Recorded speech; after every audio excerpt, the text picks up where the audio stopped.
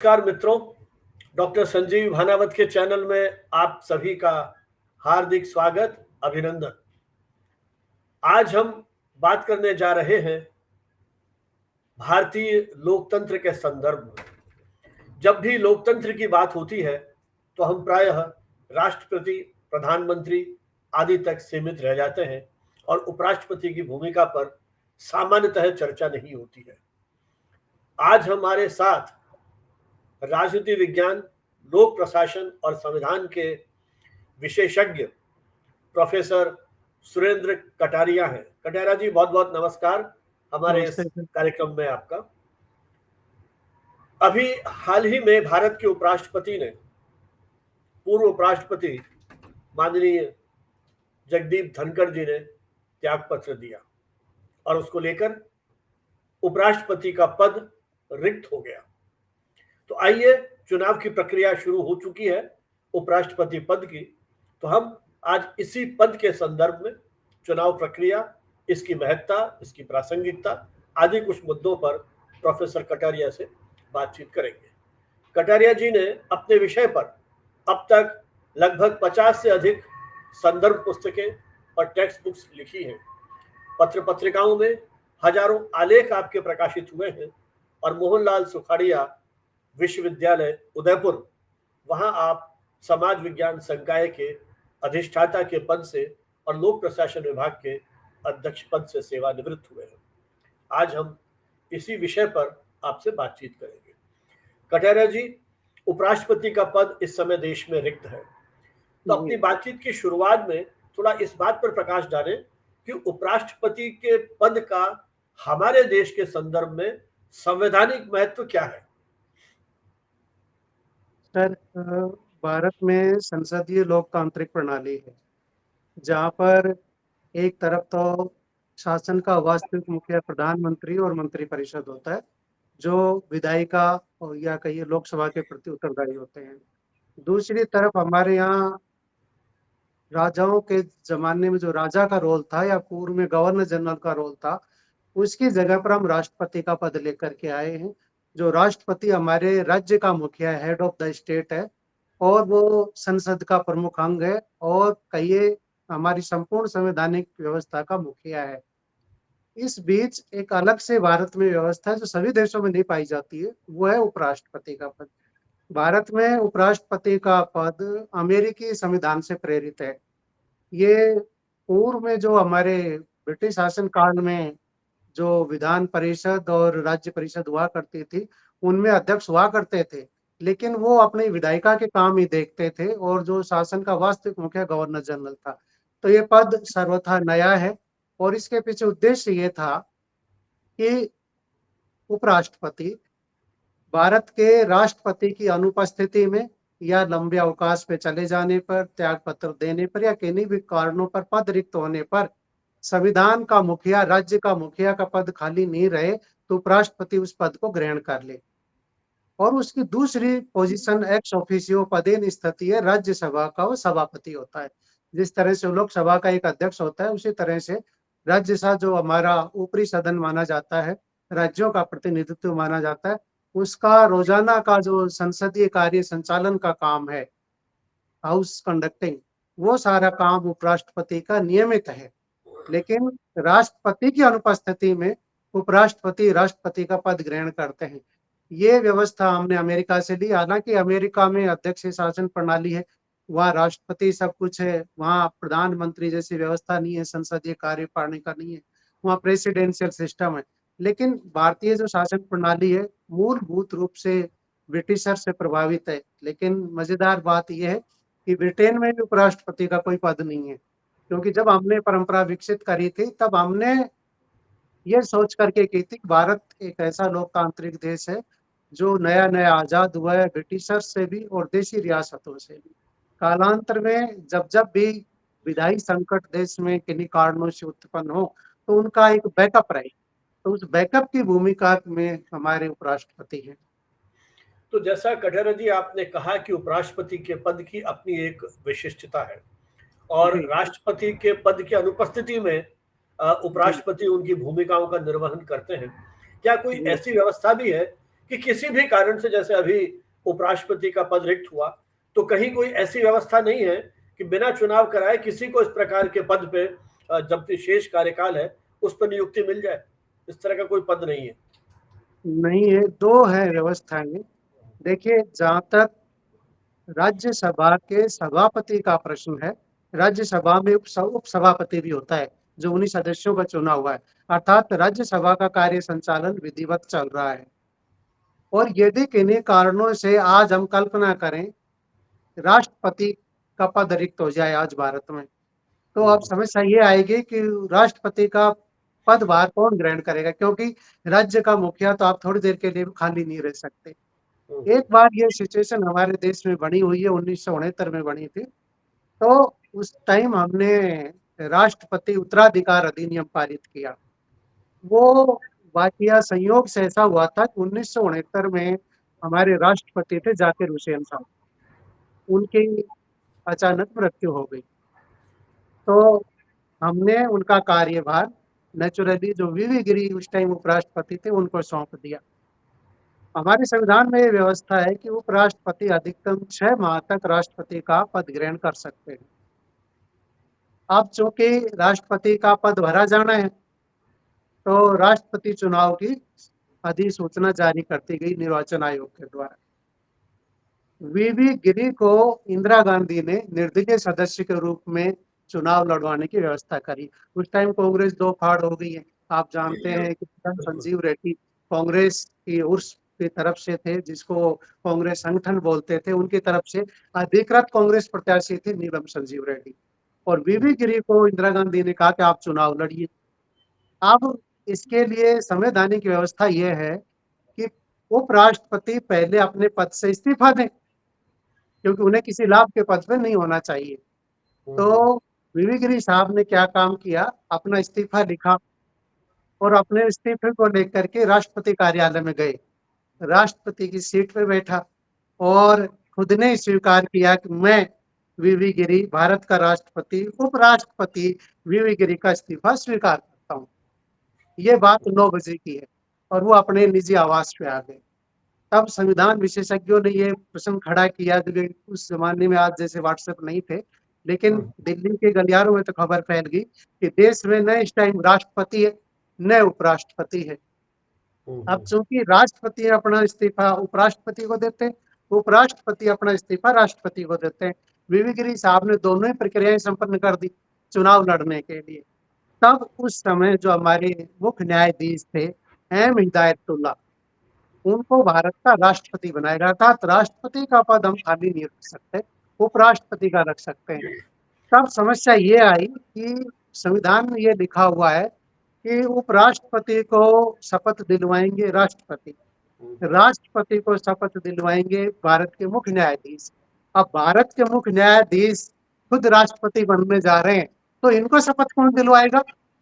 बिल्कुल, मैं तब यही पूछने वाला तत्काल एक अध्यादेश जारी किया गया और ये प्रावधान किया गया, यदि चीफ जस्टिस ऑफ इंडिया राष्ट्रपति बनते हैं तो उनको सुप्रीम कोर्ट के जो दूसरे वरिष्ठ उस वरीयता क्रम में जो न्यायाधीश आ रहे वो उन्हें शपथ दिलवाएंगे, वो भी नहीं हो तो उनके नीचे वाले। पूरी एक व्यवस्था कानून में बना दी गई। तो अब ये स्थिति चूंकि एक बार हो चुकी है, वो तारीख 20 जुलाई 1969 थी। उसके बाद वीवी गिरी चुनाव जीत गए थे और बाद में नीलम संजीव रेड्डी, आपको पता है जनता पार्टी आई, तब वो निर्विरोध चुनाव जीते थे। लेकिन वीवी गिरी एकमात्र अकेले राष्ट्रपति जिनको कड़ी टक्कर का सामना करना पड़ा था, अर्थात उनका चुनाव मत पत्रों में पहले अधिमानता क्रम में नहीं हुआ था, दूसरे क्रम में उनका चुनाव प्रक्रिया संपन्न हुई थी, जिसका अपन लास्ट में बात करेंगे। जी, जी। तो चलिए, ये तो कई बार संवैधानिक बड़े रोचक स्थिति आ जाती है, संकट खड़े हो जाते हैं और कोई न कोई विकल्प है जो भी उस समय की सरकार होती है, वो सोचती है। तो आपने बहुत ही रोचक जानकारी दी।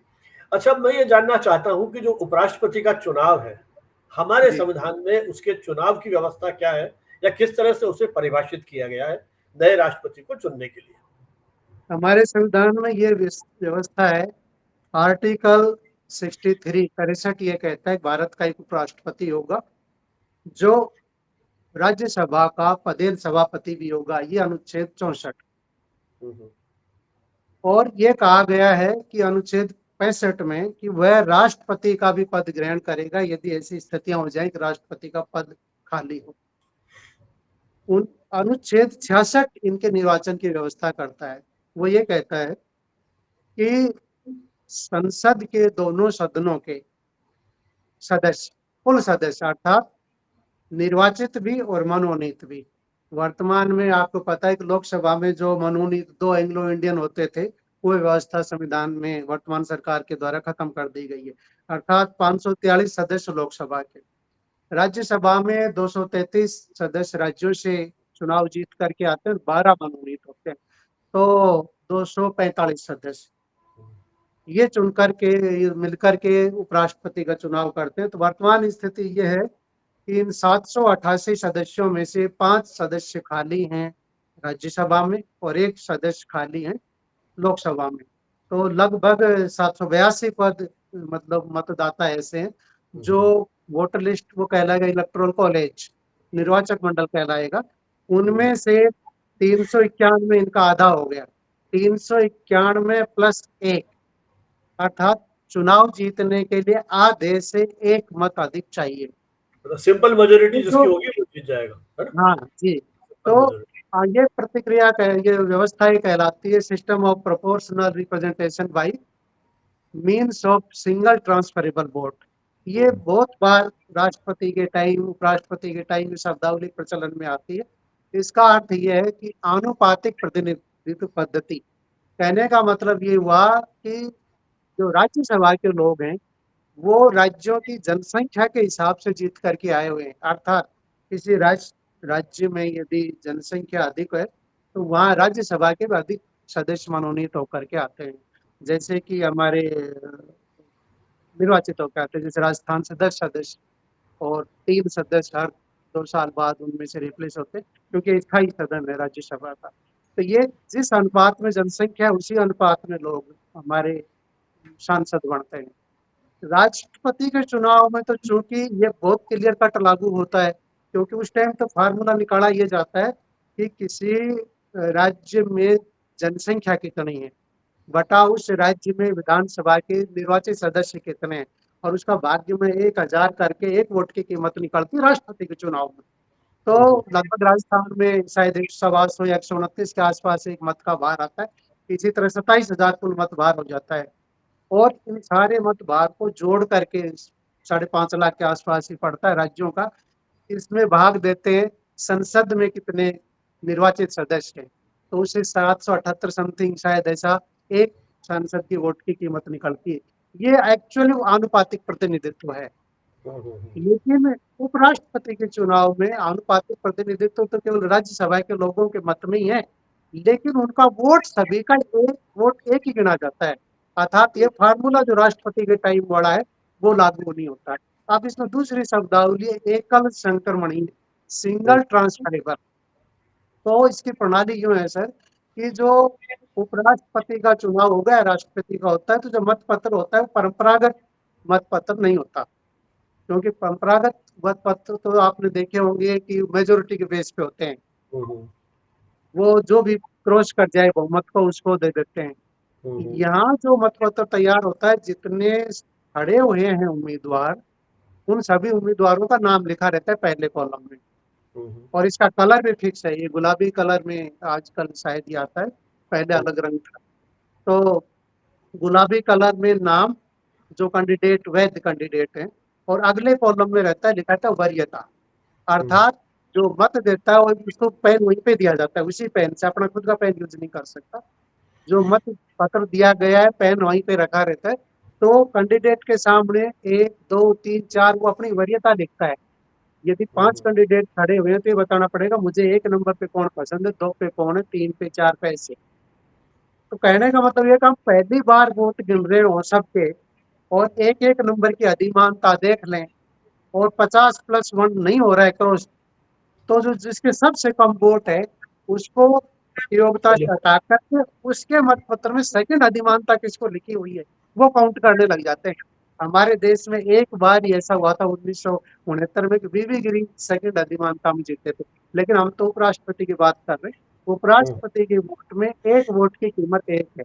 अर्थात पहले राउंड में 50% प्लस 1 पार नहीं होने पर सेकंड अधिमानता जारी होती है, इसलिए उसको सिंगल ट्रांसफरेबल वोट बोलते हैं।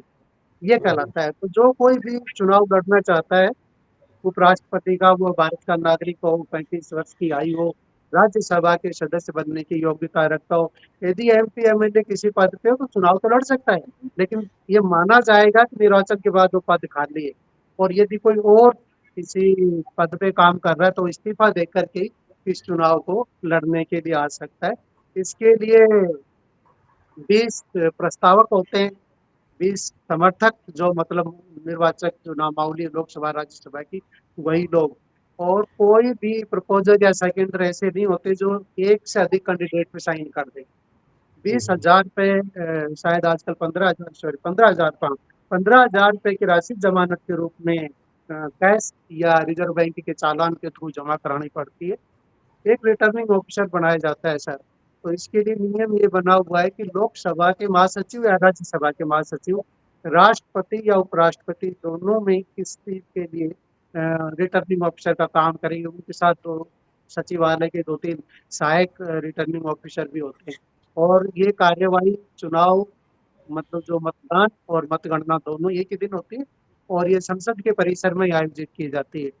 तो जो कोई भी व्यक्ति चुनाव लड़ना चाहता है, वो अपना पूरा सेट रिटर्निंग ऑफिसर के सामने रख देता है। उसकी व्यक्तिगत होना वहाँ पर जरूरी है, प्रेजेंस।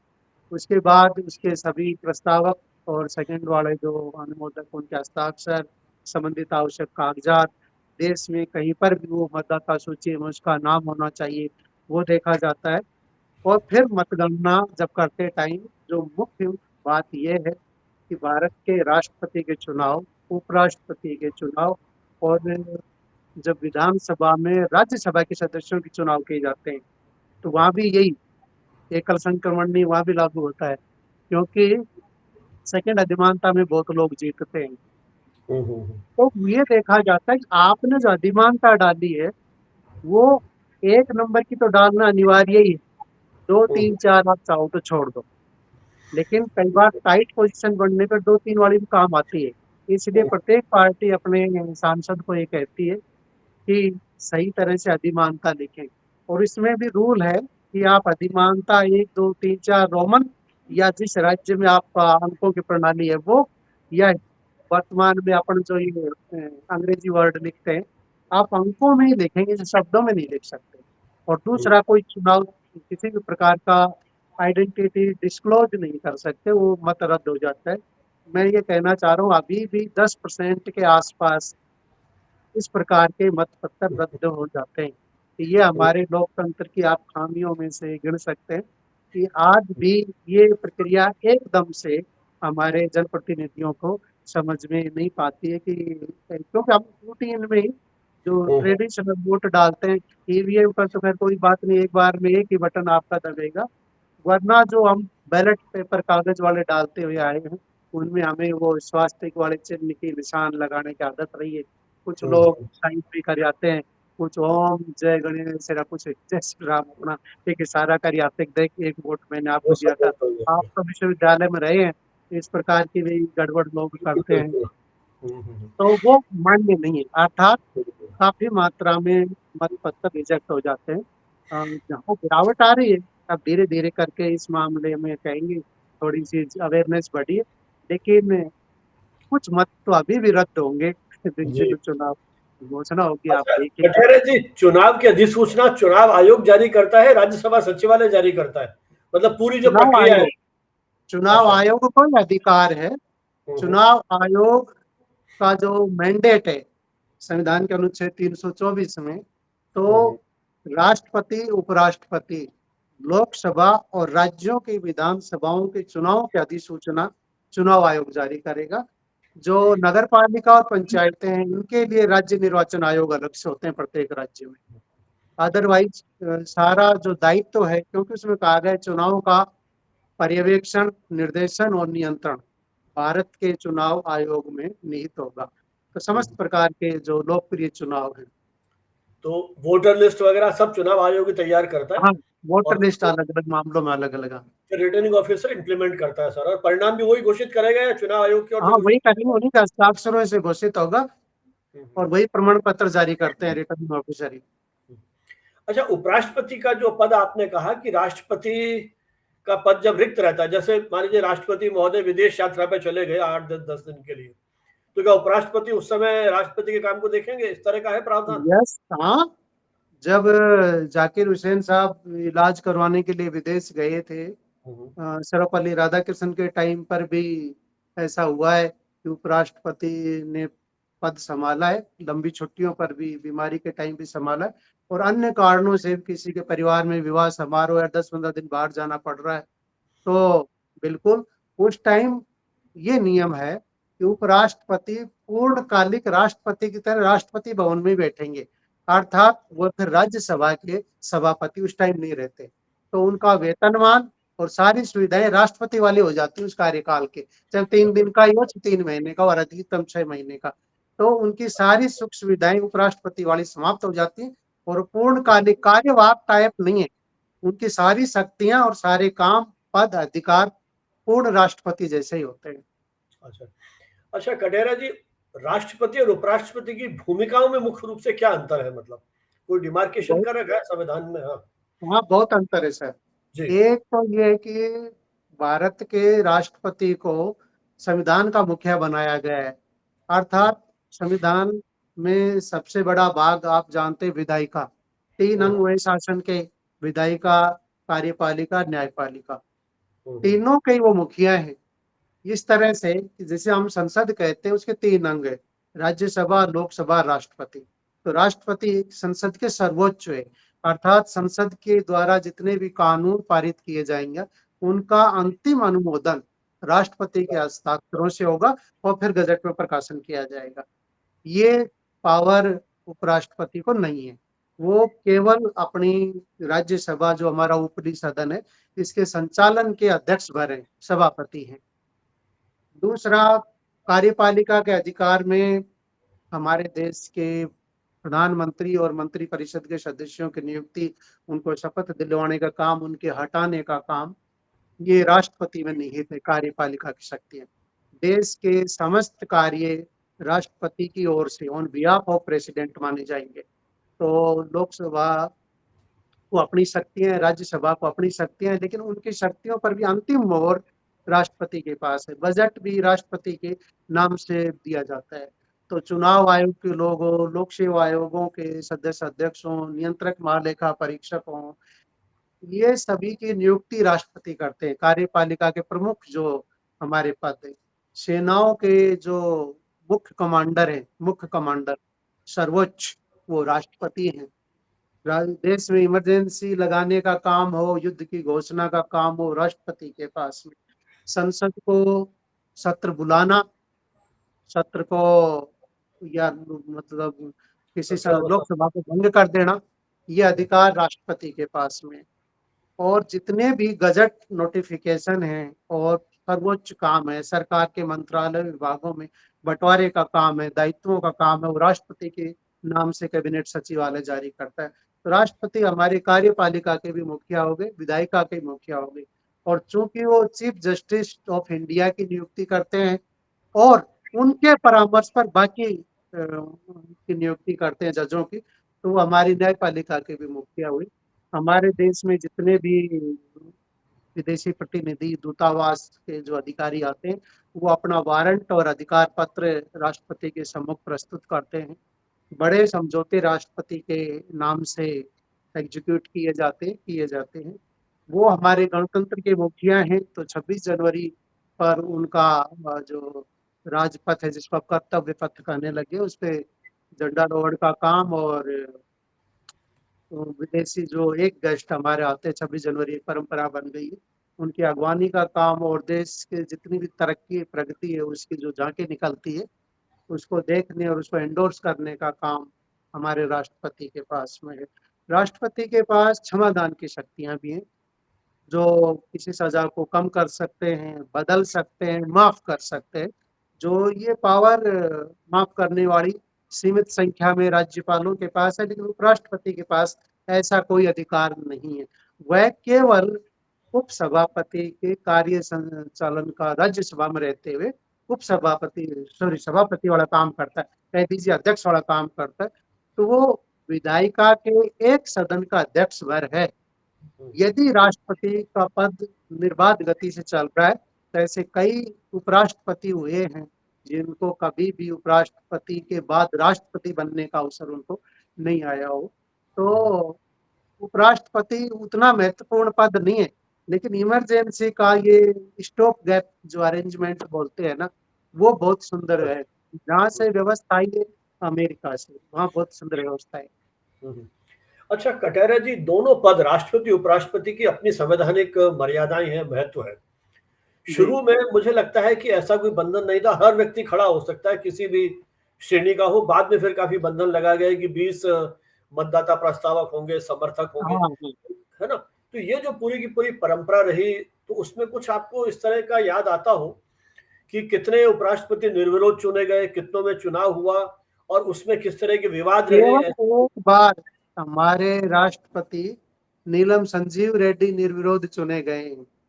अच्छा, बाकी हर वरना बार चुनाव हर बार हमारे यहाँ इलेक्शन हुआ है, हर बार मैंने तो वो क्या लिस्ट निकाली, हर बार इलेक्शन हुआ है। जी केवल तो एक बार नीलम संजीव रेड्डी 1977 में, बस। कभी सरकारी स्तर पर और विपक्ष इनमें कोई आपस में समझौता की स्थिति नहीं आई कि हम यूनानिमसली एक कैंडिडेट को तैयार कर दें? इस तरह का कभी नहीं हुआ? मतलब नहीं हुआ। यूं आप देखिए, जो सर्वाधिक सहमति का दौर एक बार बना था, वो था राष्ट्रपति चुनाव अटल बिहारी वाजपेयी के कार्यकाल में एपीजे अब्दुल कलाम लड़ रहे थे। तो आंतरिक रूप से सभी में ऐसी सहमति थी, कई दिन तक तो लगा भी था कि कोई नहीं खड़ा करेगा, पर राजनीति में अपनी शक्ति को दिखाना, पक्ष को पक्ष की भूमिका निभाना, विपक्ष को विपक्ष जैसी भूमिका दिखाने के लिए, अपने जो दाव पेच है उनको दिखाने के लिए, और कई बार गणित पलट भी सकता है, क्योंकि इसका ताजा तो उदाहरण नहीं, लेकिन बहुत पुराना है। वीवी गिरी के टाइम संपूर्ण देश के अखबार, आप तो मीडिया के हो, उनको सबका कहना ये था कि नीलम संजीव रेड्डी भारी मतों से जीतेंगे। लेकिन जो इंदिरा गांधी वाले जो आत्मा की आवाज पे वोट दीजिए, ये उनका डायलॉग चला था। तो वेडिंग भी निर्वाचन के बाद बिल्कुल ये था बिल्कुल। कि आत्मा की आवाज सुनी देश ने। तो ऐसा भी आया है कि बहुमत अच्छा गुप्त आवाज कटारिया जी, में। इसमें भी पार्टी व्हिप जारी कर सकती है इस नहीं तरह के सर, चुनाव नहीं में, या मतदाता को नहीं, अधिकार विप जारी नहीं करने नहीं? के लिए निर्वाचन आयोग की नियमावली में लिखा हुआ विप जारी नहीं होगी। गुप्त मतदान है, अच्छा, पता मतलब भी नहीं मतदाता चलता किसने किसको दिया। हाँ हाँ हाँ हाँ, लेकिन अधिकृत रूप से कहीं व्हिप जारी करने का प्रावधान हमारे यहाँ नहीं, नहीं है, मना किया हुआ है है ना? निर्वाचन आयोग, जो जारी करता है आचार अच्छा अच्छा, संहिता, लिखा हुआ है। उसमें लाइन लिख दी है। ठीक है।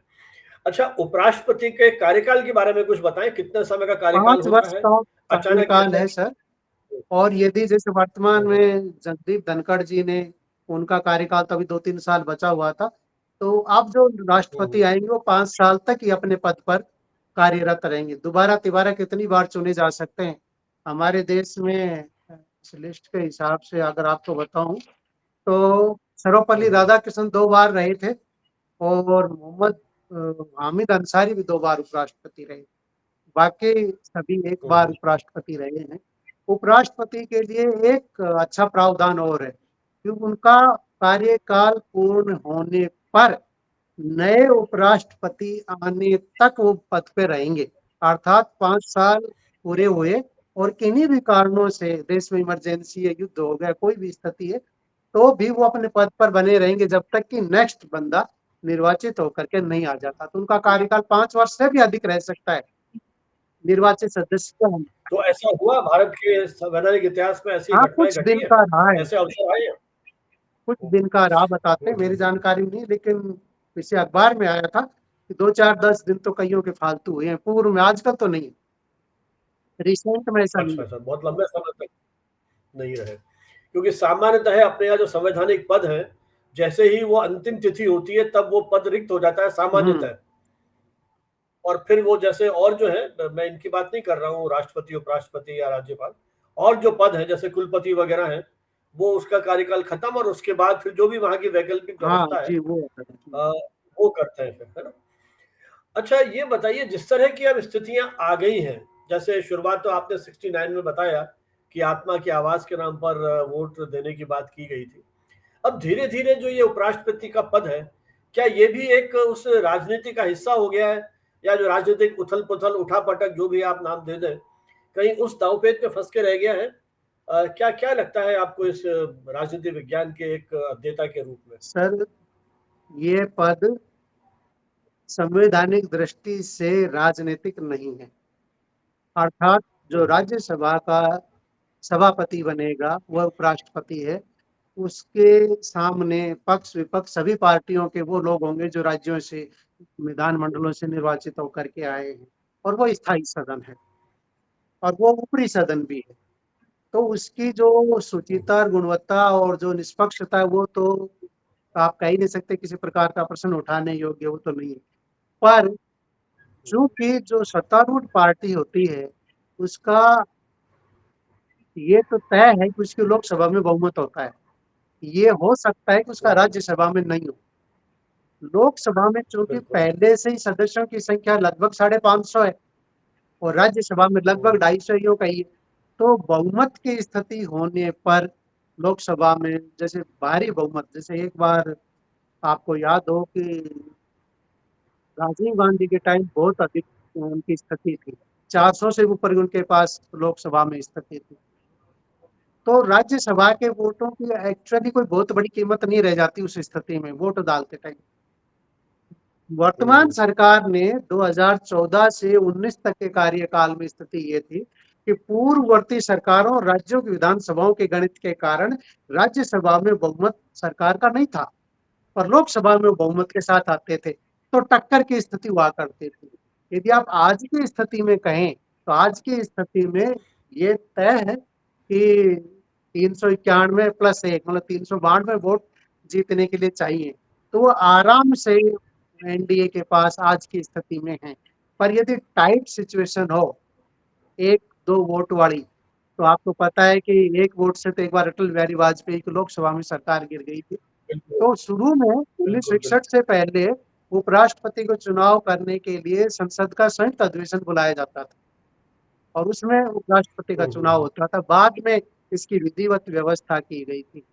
तो राजनीतिक पद नहीं है, लेकिन राजनीतिक पार्टियों के लोग चुनाव लड़ेंगे, ये तो तय है। और प्रत्येक पार्टी हुँ, जो लोकसभा में बहुमत के कारण कार्यपालिका अर्थात सरकार के मुखिया या प्रधानमंत्री के रूप में अपना शासन चलाने लग रही है, वो कतई नहीं चाहेगी कि कोई भी बिल जो लोकसभा में तो पास हो जाए लेकिन राज्यसभा में पास नहीं हो पाए। ऐसा क्यों चाहेगी वो? इसलिए वो अपनी पार्टी कैडर के आदमी को उपराष्ट्रपति के रूप में, सभापति के रूप में रखना चाहते हैं। ये किसी भी परिस्थिति में कोई बात हो जाए और लोकसभा को भंग करने की नौबत आए, समय पूर्व चुनाव करवाने आए, तो भी यदि वही व्यक्ति राष्ट्रपति की पद स्थिति में भी जाकर के बैठ जाए, तो राजनीतिक बाध्यता बिल्कुल। है। जो कोई भी प्रधानमंत्री के रूप में देश का शासन कर रहा है, वो अपनी मर्जी का राष्ट्रपति उपराष्ट्रपति चाहता है और ये लोकतंत्र की सुदृढ़ता के लिए आवश्यक भी है। ये किसी भी हुँ, हुँ, हुँ। पार्टी को तब तक राजनीति करने की आवश्यकता है या करती है जब तक उपराष्ट्रपति का वो निर्वाचन नहीं करवाने अपने उम्मीदवार का। एक हुँ, बार उम्मीदवार हुँ, चयन हुँ। होने के बाद शायद ही कभी ऐसा हुआ हो हमारे देश में कि पार्टी पॉलिटिक्स का आरोप किसी उपराष्ट्रपति पे लगा हो, ऐसा नहीं। हुँ, हुँ, हुँ, हुँ। तो ये क्या लगता है आपको कि ये जो हमारी लोकतांत्रिक परंपराएँ हैं, जैसा आपने कहा कि सरकार के लिए तो आवश्यक है कि उन्हीं की पार्टी या प्रतिनिधि या विचारों से वो सहमत हो, लेकिन इस तरह की धारणाओं से, कहाँ तो बड़ी आदर्श स्थिति की बात की आपने कि वो किसी दल विशेष का नहीं होगा चुनाव जीतने के बाद। तो अभी मतलब पिछले हमारा करीब 8 दशक होने आ गए देश की आज़ादी को। उस दौर में आप क्या क्या टिप्पणी करेंगे कि ये पद हमारी उन लोकतांत्रिक परंपराओं को और अधिक मजबूत कर रहे हैं, या मात्र औपचारिकता बन के रह गए हैं? ये क्या लगता है सर, आपको? ये ऐसा नहीं है जी। कि हमारा राष्ट्रपति का पद या उपराष्ट्रपति का केवल टिटुलर हेड कह दीजिए या नॉमिनल हेड कर दीजिए या कहते हैं खाली श्रृंगार वाले पद हैं, रबड़ की मोहर है, ऐसा नहीं है। हमारा जो आजादी का संघर्ष है उसमें मूलभूत बात ये थी कि हमने ये कहा था कि हम राजशाही व्यवस्था करके लोकतांत्रिक गणतंत्रात्मक व्यवस्था लाएंगे, अर्थात एक ऐसा गणतंत्र स्थापित होगा जिसमें संविधान का मुखिया, हेड ऑफ स्टेट हमारा राष्ट्रपति होगा। इसी तरह से चूंकि हमारा एक सदन स्थायी है, चाहे लोकसभा भंग हो जाए, राज्यसभा हमेशा कार्यरत रहती है और उसमें रोटेशन से 1/3 सदस्य प्रत्येक 2 वर्ष में बदलते रहते हैं। ये व्यवस्था हमने 2-3 कारणों से ली थी। नंबर एक, हम राजशाही को स्थायी रूप से समाप्त करना चाह रहे थे। सर, आपको जान के आश्चर्य होगा कि आज भी ब्रिटेन में, इंग्लैंड में, आज भी जापान में, न्यूजीलैंड में, ऑस्ट्रेलिया में राजा का बेटा राजा राष्ट्रपति बनते हैं, अर्थात वहां पार्लियामेंट्री डेमोक्रेसी है, पर मोनार्की अभी भी वहां है, राजशाही व्यवस्था है। हमने राजशाही व्यवस्था को समाप्त करने का लक्ष्य निर्धारित किया। संविधान सभा में जब संविधान निर्माण पे बहस चल रही थी, तब अंबेडकर साहब का ये पुरजोर कथन था कि हम भविष्य में भारत में उन स्थितियों को नहीं देखना चाहते जो किन्हीं भी कारणों से देश के लोकतंत्र को खतरा पैदा करे। इसीलिए राज्यों में आपातकाल लगाना, अनुच्छेद 356 का प्रावधान किया गया था। युद्ध वाली स्थिति तो चलो 352 आपकी है ही, वित्तीय आपातकाल हमने कभी लगाया नहीं है। लेकिन वो इसलिए कि ये जो रजवाड़े आज समाप्त किए जा रहे, कल वापस किन्हीं कारणों से एकत्र होकर के ये राज्य की सत्ता को चुनौती देने की स्थिति में आ जाएं। 365 रियासतों का विलय बहुत मुश्किल प्रक्रिया थी, आपको पता है, सरदार पटेल का जो अथक प्रयास है 2-2.5 साल का, उसके बाद संविधान का प्रवर्तन देश में हुआ है। तो हमने हमारे इतिहास से, हमारी अस्थिरताओं से, इनको कंसिडर करते हुए, इनको ध्यान में रखते हुए देश की ये व्यवस्था कायम करी थी। तो हमने, जैसा पंडित नेहरू ने कहा, हमने लचीली संसदीय व्यवस्था इसलिए दी है कि इसमें लोचशीलता, ये टूटती नहीं है, समय के अनुकूल झुक जाती है। तो भारत का संविधान आप कहते हो लोचशील भी है, कई जगह कठिन भी है, मिश्रित टाइप है, बहुत बड़ा संविधान है क्योंकि हर राज्यों के अलग अलग नहीं है। देश में हेट्रोजेनिटी, बहुभाषी, बहुविविधता, बहुधार्मिक, बहुसांस्कृतिक, ये आप बोलते हो ना, अनेकता में एकता, ये सारी चीजें हैं। इनको एक करने में बड़ा जो योगदान है वो संवैधानिक व्यवस्थाओं का भी है। तो हमने जो महत्वपूर्ण व्यवस्थाएं देश को एक बनाए रखने के लिए, विपरीत से विपरीत स्थिति में भी लोकतंत्र डगमगाए नहीं, उनके लिए संविधान में ये सारे प्रावधान कि एकदम से यदि राष्ट्रपति नहीं हो किसी भी कारण से, तो आप तत्काल ये नहीं कह सकते संविधान का मुखिया का पद खाली, वो स्थिति थी। प्रधानमंत्री नहीं है तो हम तत्काल किसी दूसरे को शपथ दिलवा सकते हैं। यदि उपराष्ट्रपति नहीं है तो उसके नीचे एक उपसभापति बैठा हुआ है राज्यसभा में, वो पद ग्रहण कर लेंगे। दोनों ही नहीं है तो हमारे यहाँ सर्वोच्च न्यायालय है, उनके जजों की एक पूरी लिस्ट बनी हुई, टेबल ऑफ प्रेसिडेंट्स बनी हुई, उसके तहत कार्रवाई हो सकती है। अर्थात देश को कभी भी, चाहे युद्ध हो चाहे दूसरी स्थितियों, संप्रभुता से कभी समझौता नहीं करना पड़ सकता। तो ये जो जितने भी उपाय हैं संकटों के, बाधाओं के, वो ऑलरेडी संविधान में डाले गए हैं। और वो इसलिए डाले कि हमने पिछले 2000 साल का उठापटक का इतिहास ने हमें विवश किया या सीख दी थी कि आप वो व्यवस्थाएं संविधान में कीजिए जो भविष्य में आपको संकटों से बचाए। तो दुनिया जहान के पत्रकारिताओं के जो पुरोधा थे और बड़े बड़े विश्लेषक थे, बार बार, आप तो बहुत बार पढ़ा होगा कि भारतीय लोकतंत्र खतरे में, बहुत दिन तक भारत तरक्की नहीं कर पाएगा, 150 करोड़ की जनसंख्या को झेल नहीं पाएगा, ये विश्व पटल पे अपना कोई स्थान नहीं बना पाएगा। लेकिन आज भारत एक महाशक्ति है, तो उसमें अराजकता भी है, गरीबी भी है, जनसंख्या, वो सब कारणों के होते हुए भी, इसी लोकतांत्रिक व्यवस्था के रहते हुए, इसी संवैधानिक व्यवस्थाओं के रहते हुए हम एक सुदृढ़ राष्ट्र हैं, हमारी एक आवाज है, चाहे संयुक्त राष्ट्र हो चाहे विश्व मंच हो, इस संविधान के कारण। बिल्कुल सही कहा आपने। जिस तरह का हमारा स्वाधीनता संघर्ष का दौर था और संविधान निर्माताओं ने जिस तरह संविधान बनाया और उसने आज भी इस देश की एकता, संप्रभुता, अखंडता को कायम रख रखा है, इसलिए इन पदों का अपना महत्व है। तो आपसे एक और चीज जानना चाहूंगा कि हमारे अब तक के इस ऐतिहासिक संसदीय जो व्यवस्था है उसमें उपराष्ट्रपति एज एन इंस्टीट्यूशन किस तरह का कंट्रीब्यूट किया हमारे देश के विकास में। राष्ट्रपति के पास तो बहुत सारी शक्तियां हैं, सब है, लेकिन ये चूंकि राज्यसभा का संचालन करते हैं, तो किस तरह का आप कोई क्रेडिट देना चाहें कि इस देश में इस पद के कारण कुछ ये नई प्रवृत्तियां या कोई नए विचार या नई परंपराएं या कुछ शुरू हो पाई?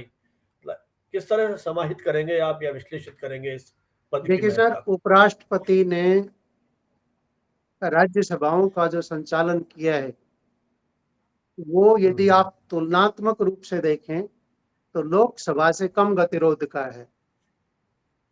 लोकसभा एक तो वैसे भी दूसरा सदन और पॉपुलर हाउस भी बोला जाता है, क्योंकि वो जनता से सीधे चुने हुए लोग आते हैं और इसमें अप्रत्यक्ष विदेशी एमएलए चुन करके भेजते हैं। और राज्यसभा में प्राय ये भी राजनीतिक विश्लेषक बार बार बोलते हैं कि जो जिस किसी भी पार्टी में कोई वरिष्ठ सदस्य सक्रिय राजनीति के लायक नहीं रहा तो उसको पार्टियां राज्यसभा में सांसद भेज भिजवा देती है। बनवा देंगी अथवा उन्हें राज्यपाल बना दिया जाएगा, ऐसा प्राय बोला जाता है। लेकिन ये भी सही है कि प्रत्येक बिल विधेयक राज्यसभा से पारित होता है, चाहे बजट हो या दूसरे जितने भी प्रावधान हो वो, तो उसमें उतनी ही बहस होती है जितनी लोकसभा में होती है।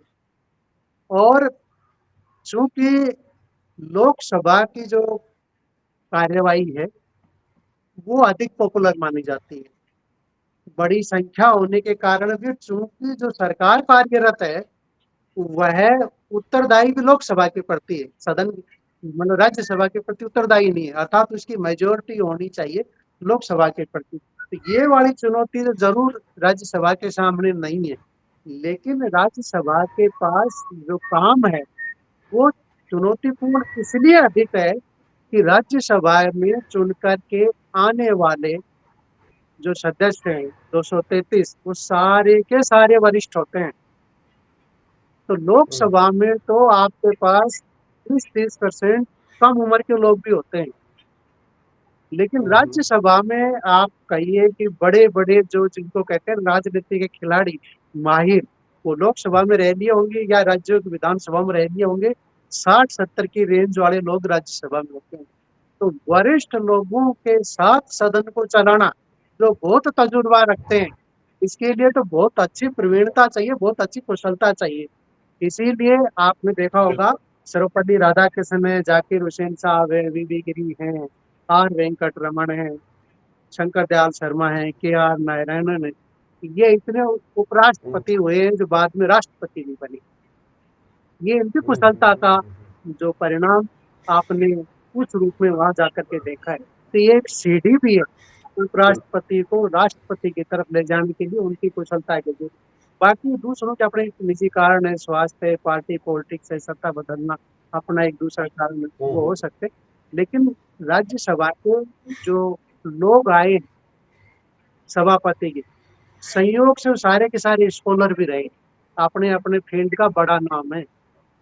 तो आप उनमें बिल्कुल। जैसे आप लिस्ट गिनाऊं तो सर्वपल्ली राधाकृष्णन, जाकिर हुसैन साहब, वीवी गिरी साहब, गोपाल स्वरूप पाठक साहब, BD Jatti, Hidayatullah, are Venkat Raman, Shankar Dayal Sharma, के आर नारायणन, श्री कृष्ण कांत जी, भैरव सिंह जी शेखावत, मोहम्मद अंसारी साहब, वेंकैया नायडू और जगदीप धनखड़, ये सारे के सारे जो कहिए अपने किसी विशेष क्षेत्र के विशेषज्ञ थे, और खास तौर से बिल्कुल। विधिवेत्ता, एजुकेशनिस्ट या प्रोफेशनल लोग हैं सारे के सारे।